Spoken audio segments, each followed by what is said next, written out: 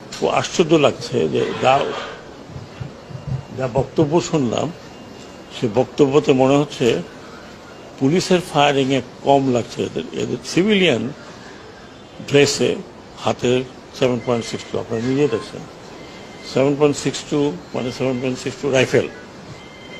এখন ইনভেস্টিগেশন করার massive investigation দরকার যে এরা কারা, কাদের হাতে এই রাইফেল, যেটা প্রহিবিটেড রাইফেল, কাদের হাতে এটা আসছে, এই এলাকাতে কে কারা দিচ্ছে। এখানে শর্টগানও আছে, এখানে আমি যে কজনের দেখলাম আমাদের ডাক্তার সাহেব যেগুলো দেখালেন এগুলো পুরো বুলেট 7.62। তো এইটা খুবই আমি বলবো যে উদ্বেগজনক।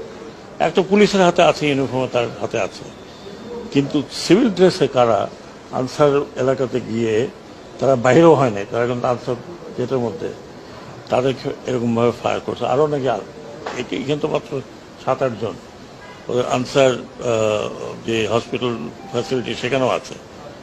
এটা খুবই মারাত্মক। মানে তার মানে হচ্ছে যে আমরা সিভিলিয়ানকে আর্ম করেছি।